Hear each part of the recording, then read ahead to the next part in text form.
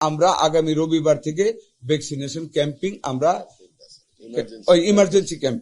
Emergency মানে vaccination কাজ আমরা আগামী রবিবার থেকে শুরু করব এবং আমরা সমস্ত ছুটি ফিল্ড লেভেল স্টাফদের আগামীকাল থেকে আমরা প্রত্যাহার করে নিলাম, কোনো ছুটি থাকবে না। গত 17 বছরের অসতর্ক ব্যবস্থাপনার কারণে আমাদের এই বাচ্চা শিশু রোগীগুলিকে অ্যাকোমোডেট করা খুব কঠিন হয়ে পড়েছিল। আলহামদুলিল্লাহ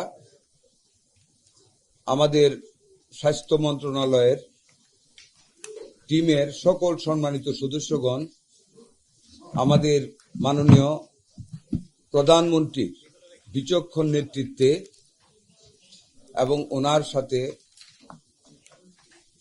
যারা ওনাকে সাম্প্রতিক যে কোনো জরুরি বিষয়ে সহযোগিতা করেন, যার মধ্যে একজন আমাদের সাথে doctor Zia Haider, is highly educated abroad, helping us in many regards in our country at the moment under the leadership of our Honorable Prime Minister.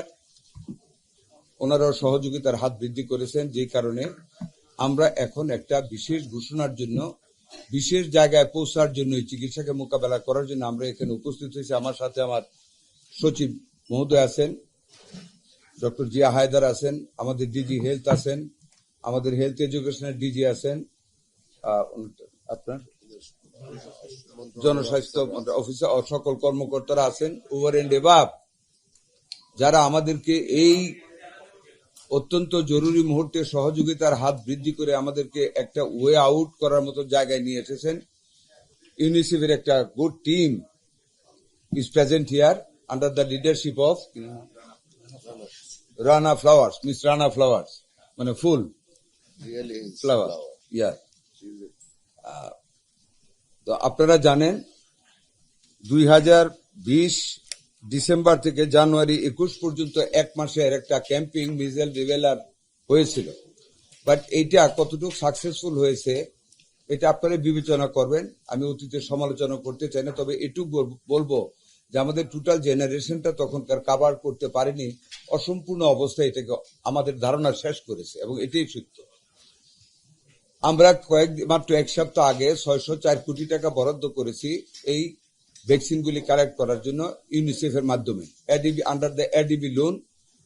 যেটা করোনাকালীন লোন ছিল সেটা অব্যয়িত ছিল, ওই টাকাটাকে আমরা শিফট করে with the permission of the finance ministry and ADB concern নিয়ে আমরা সেটাকে নতুন ভাবে ইউনিসেফ থেকে ভ্যাকসিন কালেক্ট করার জন্য আমরা মঞ্জুরি দিয়েছি, ক্যাবিনেট মঞ্জুরি হয়েছে, it is on the way now, আমরা চিঠিও দিয়ে দিয়েছি। But it is a process, it will take some time.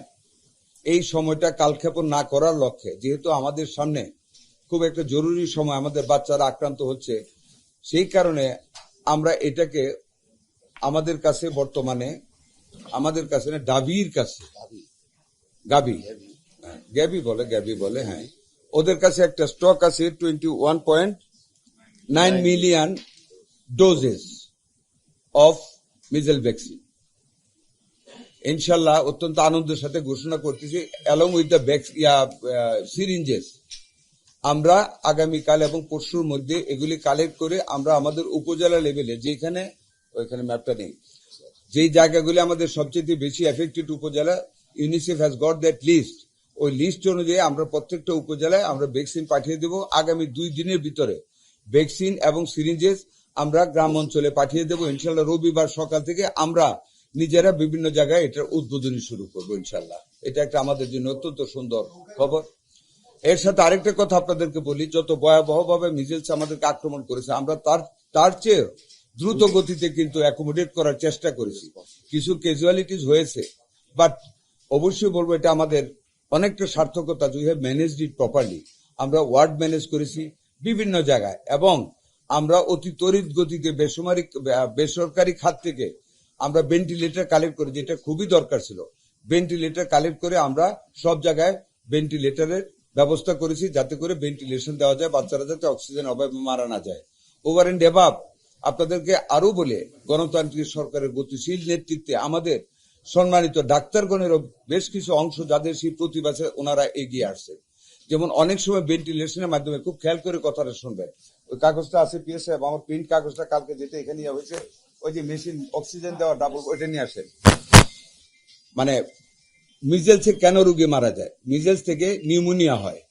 নিউমোনিয়াতে লাংসের ভিতর কিছু শ্লেষ্মা জমে যায়, কিছু আঠালো মুখের লালা যেভাবে বলেন, ডাক্তারি ভাষায় কি বলে জানি না, জমে যায়। জমে গিয়ে তার যে ছিদ্রগুলি থাকে, লাংয়ের যে স্পেসগুলি থাকে অক্সিজেনকে নেওয়ার জন্য, ইনটেক করার জন্য, ওগুলি বন্ধ হয়ে যায়।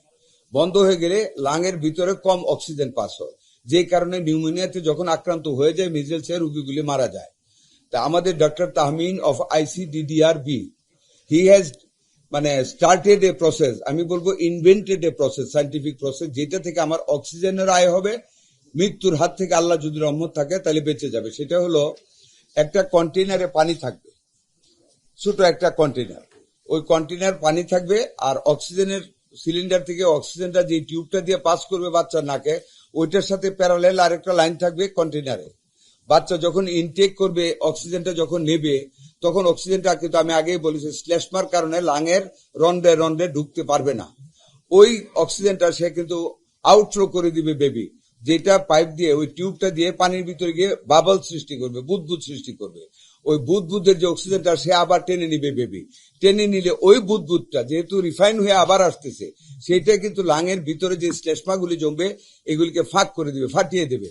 ফাটিয়ে দিলে তার লাং অক্সিজেন নিতে পারবে, এতে আমার অক্সিজেন বাঁচবে, আমার বাচ্চারা আল্লাহর রহমতে বেঁচে যাবে।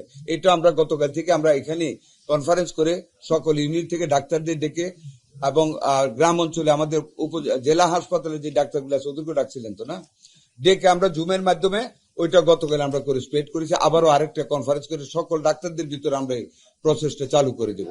আমাদের এখন রুগী রাখার জায়গার কোনো অভাব নেই ইনশাল্লাহ, আমাদের ভেন্টিলেটরের কোনো অভাব নেই।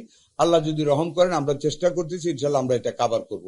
সুতরাং আবার মানে খুব কনক্রিটলি বলি যে আমরা আগামী রবিবার থেকে ভ্যাকসিনেশন ক্যাম্পিং, আমরা ইমার্জেন্সি ক্যাম্পিং, ইমার্জেন্সি মানে ভ্যাকসিনেশন কাজ আমরা আগামী রবিবার থেকে শুরু করব। এবং আমরা সমস্ত ছুটি ফিল্ড লেভেল স্টাফদের আগামীকাল থেকে আমরা প্রত্যাহার করে নিলাম, কোনো ছুটি থাকবে না। ভ্যাকসিন যারা দেবে তারা সকলে under the supervision of the local officer, তারা থাকবে, মাঠে থাকবে এবং কাজ করবে। আমরা টিকা দেওয়া শুরু করেছি, এটা আমাদের কাছে শুরু না, আমরা এটাই আমাদের নিউজ। আমরা ইনশাল্লাহ আগামী রবিবার থেকে আমরা দিয়ে যাচ্ছি।